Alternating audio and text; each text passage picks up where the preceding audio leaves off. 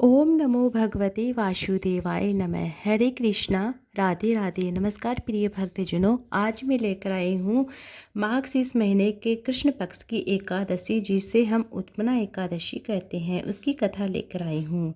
हम रसपान करेंगे। सूत जी कहने लगते हैं, हे ऋषियों, इस व्रत का वृत्तांत और उत्पत्ति प्राचीन काल में भगवान कृष्ण ने अपने परम भक्त युधिष्ठिर से कही थी, वही मैं तुमसे कहता हूँ।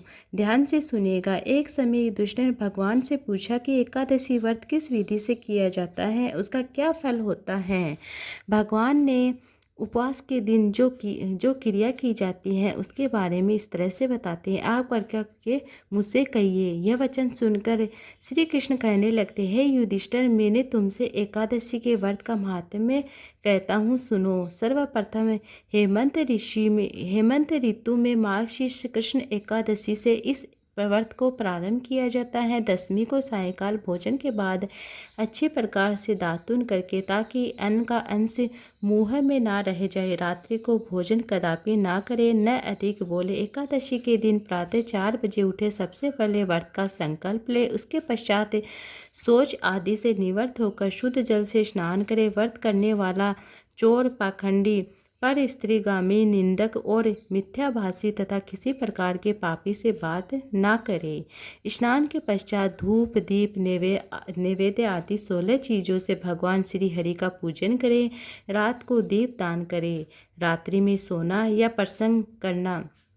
प्रसंग नहीं करना चाहिए, सोना नहीं चाहिए। सारी रात भजन कीर्तन करना चाहिए। जो कुछ पहले जाने अनजाने में पाप हो गए हैं उनकी माफ़ी मांगे। धर्मात्मा पुरुषों को कृष्ण और शुक्ल दोनों पक्षों की एकादशी को समान समझना चाहिए। जो मनुष्य ऊपरी लिखी विधि के अनुसार एकादशी का व्रत करता है, उन्हें शंखो उदार तीर्थ में स्नान करके भगवान के दर्शन करने से जो फल प्राप्त होता है, वह एकादशी व्रत के 16वें भाग में भी समान नहीं है। यद्यपि पात के दिन दान देने का 1,00,000 गुना फल प्राप्त होता है और एक संक्रांति से 4,00,000 गुना सूर्य चंद्र ग्रहण में स्नान दान से जो पुण्य प्राप्त होता है, वह पुण्य एकादशी के दिन व्रत करने से मिल जाता है।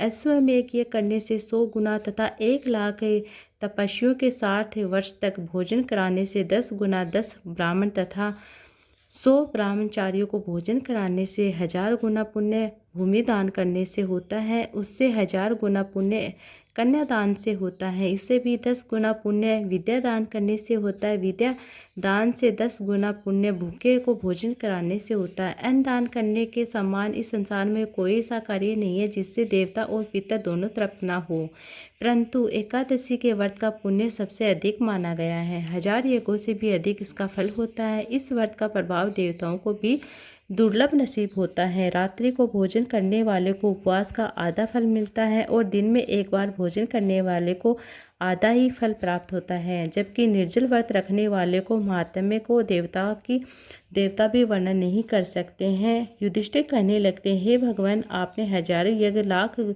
गोदान को भी एकादशी व्रत के बराबर नहीं बताया, सो यह तिथि सब तिथियों में उत्तम कैसे हुई, बताइए।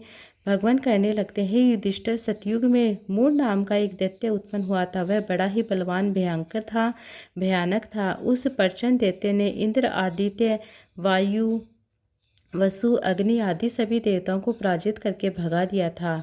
तब इंद्र सहित सभी देवता ने भयभीत होकर भगवान शिव से सारा वृतांत कह सुनाए और बोले, हे कैलाशपति, मूर दैत्य से भयभीत होकर सब देवता मृत्यु लोक में फिर रहे हैं, इधर उधर घूम रहे हैं, भटक रहे हैं। तब भगवान शिव ने कहा, हे देवताओं, तीनों लोकों के स्वामी, भक्तों के दुखों को नाश करने वाले भगवान श्री हरि विष्णु की शरण में जाओ, वे ही तुम्हारे दुखों को दूर कर सकते हैं। शिव जी के ऐसे वचन सुनकर सभी देवता क्षीर सागर में पहुँचे। वहाँ भगवान को शयन करते देखकर हाथ जोड़कर उनकी स्तुति करने लगते हैं। सभी देवी देवता द्वारा स्तुति करने योग्य प्रभु, आपको बारंबार प्रणाम है, नमस्कार है। देवताओं की रक्षा करने वाले मधुसूदन, आपको नमस्कार है। इस प्रकार स्तुति करने लगते हैं, आप हमारी रक्षा कीजिए, दैत्यों से भयभीत होकर हम आपकी शरण में आए हैं, आप हमारी रक्षा कीजिए। बारंबार नमस्कार प्रणाम करते हैं। आप इस संसार के कर्ता धर्ता, माता पिता, उत्पत्ति और पालक करता, संहार करता हो। सबको शांति प्रदान करने वाले, आकाश पाताल भी आप ही में है। सबके पितामह ब्रह्मा, सूर्य, चंद्र, अग्नि, सामग्री, होम, आहुति, मंत्र, तंत्र, जप, यजमान, यज्ञ, कर्म करता, भोगता भी आप ही हो। आप सर्वव्यापक हैं। आपके सिवा तीनों लोकों में चर तथा अचर कुछ भी नहीं है। हे भगवान, दैत्यों ने हमको जीतकर स्वर्ग से भ्रष्ट कर दिया है। हम सब देवता इधर उधर भाग रहे, भटक रहे, फिर रहे हैं। आप उन दैत्यों से हमारी रक्षा कीजिए। इंद्र के ऐसे वचन सुनकर भगवान श्री हरि विष्णु कहने लगते हैं, इंद्र, ऐसा मायावी दैत्य कौन है जिसने सब देवताओं को जीत लिया है? उसका क्या नाम है? उसमें कितना बल है और किसके आश्रय में वह तथा उसका स्थान कहाँ है? सब कुछ मुझे कहो।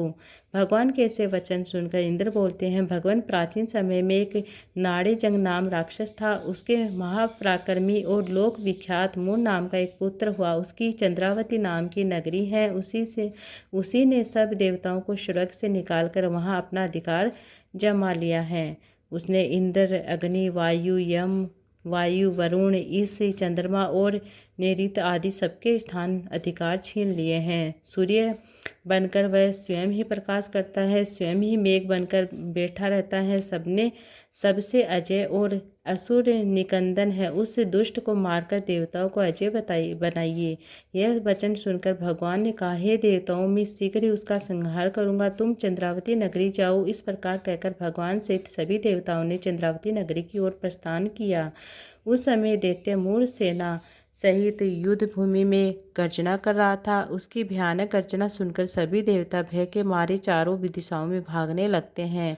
जब स्वयं भगवान रणभूमि में आए तो दैत्य उन पर भी अस्त्र शस्त्र आयुध लेकर दौड़ते हैं। भगवान ने उन्हें सर्प के समान अपने बाणों से भीन डाला। बहुत से दैत्य मारे गए, केवल मूर बचा रहा। वह अविचल भाव से भगवान के साथ युद्ध करता रहा। भगवान जो भी तीक्ष्ण बाण चलाते वह उसके लिए पुष्प सिद्ध हो जाते। उसका शरीर छिन्न भिन्न हो गया, परंतु वह लगातार युद्ध करता रहा। दोनों के बीच मल्ल युद्ध हुआ। 10,000 वर्ष तक उसका युद्ध चलता रहा, किंतु मूर नहीं मारा गया। थककर भगवान बद्री आश्रम चले गए। वहाँ हेमवती नामक सुंदर गुफा थी।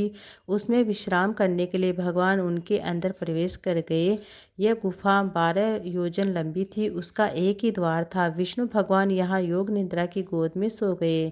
फिर मूर भी पीछे पीछे आ गया। भगवान को सोया देकर मारने को उद्यत होता है। तभी भगवान के शरीर से उज्ज्वल कांति में रूप वाली देवी प्रकट होती है। देवी ने राक्षस मूर को ललकारा और युद्ध किया।